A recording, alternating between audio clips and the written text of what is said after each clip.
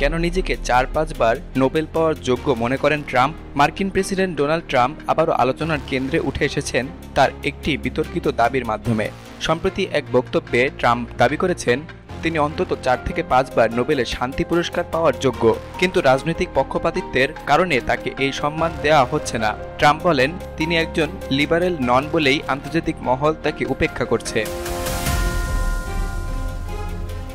ট্রাম্পের এই মন্তব্য প্রথমে প্রকাশ করে ভারতীয় সংবাদ মাধ্যম রিপাবলিক ওয়ার্ল্ড, যেখানে তিনি বলেন আমার মতো লোকদের নোবেল দেওয়া হয় না, অথচ রুয়ান, কঙ্গো, কসোভো এমনকি ভারত পাকিস্তানের মধ্যে উত্তেজনা কমাতে আমার বড় ভূমিকা রয়েছে। তিনি আরও দাবি করেন তার সময়কালে বেশ কয়েকটি গুরুতর আন্তর্জাতিক সংকট নিরসনে তিনি মুখ্য ভূমিকা পালন করেছেন, কিন্তু তার অবদানকে কখনই যথাযথ মূল্যায়ন করা হয়নি।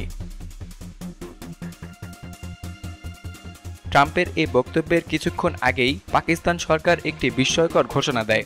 ২০২৬ সালের নোবেল শান্তি পুরস্কারের জন্য ডোনাল্ড ট্রাম্পকে আনুষ্ঠানিকভাবে প্রস্তাব করার কথা জানায় ইসলামাবাদ। পাকিস্তান সরকারের বক্তব্য, সাম্প্রতিক ভারত পাকিস্তান সীমান্ত উত্তেজনার সময় ট্রাম্পের কূটনৈতিক হস্তক্ষেপই যুদ্ধের আশঙ্কা দূর করতে সহায়তা করে।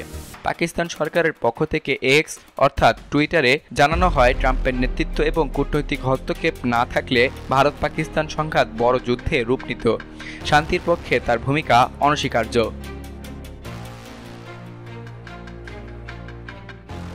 তবে ভারত সরকারের পক্ষ থেকে এখনো পর্যন্ত এই বিষয়ে কোনো আনুষ্ঠানিক প্রতিক্রিয়া পাওয়া যায়নি। বরং নয়াদিল্লি আগেই স্পষ্ট করে বলেছে কাশ্মীর বা ভারত পাকিস্তান সম্পর্কিত বিষয়ে তারা কোনো তৃতীয় পক্ষের মধ্যস্থতা গ্রহণ করবে না।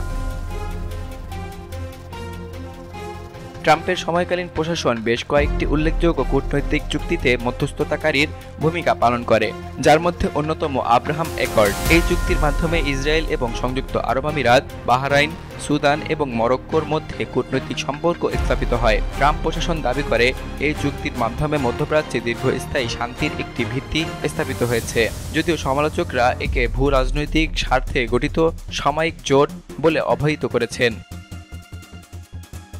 এছাড়া উত্তর কোরিয়ার নেতা কিম জং উনের সঙ্গে ট্রাম্পের ঐতিহাসিক বৈঠকও বিশ্বমঞ্চে প্রশংসা এবং সমালোচনার মিশ্র প্রতিক্রিয়া সৃষ্টি করেছিল। তিনি প্রথম মার্কিন প্রেসিডেন্ট যিনি উত্তর কোরিয়ার মাটিতে পা রাখেন। নোবেল শান্তি পুরস্কার বিশ্বের সবথেকে সম্মানজনক স্বীকৃতিগুলোর একটি।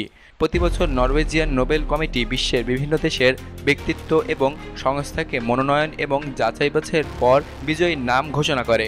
২০২৬ সালের পুরস্কারের জন্য এখন পর্যন্ত অনেক দেশ থেকে মনোনয়ন জমা পড়েছে, যার মধ্যে ডোনাল্ড ট্রাম্পের প্রস্তাবটি সবথেকে আলোচিত হয়ে উঠেছে। তবে অনেক সমালোচকরা মনে করেন ট্রাম্পের কার্যকাল জুড়ে নানা বিতর্ক, বর্ণবাদ বিরোধী আন্দোলনের বিরুদ্ধে কঠোর অবস্থান, অভিবাসন নীতি এবং মিডিয়া বিরোধী অবস্থানের কারণে তার শান্তির উদ্যোগ প্রশ্নবিদ্ধ।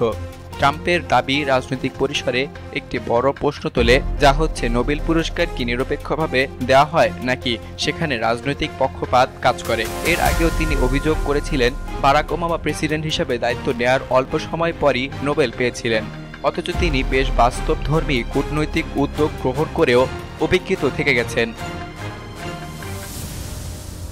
ডোনাল্ড ট্রাম্প বরাবরই নিজের কাজের স্বীকৃতি দাবি করে থাকেন, তা যতই বিতর্কিত হোক না কেন।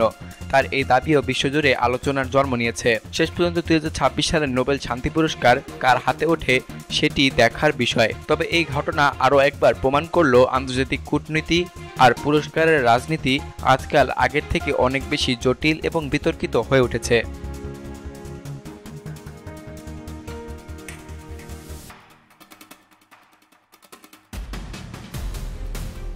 সকল প্রকার খবর জানতে এখনই সাবস্ক্রাইব করে রাখুন আমাদের চ্যানেল বাংলাদেশ কণ্ঠে।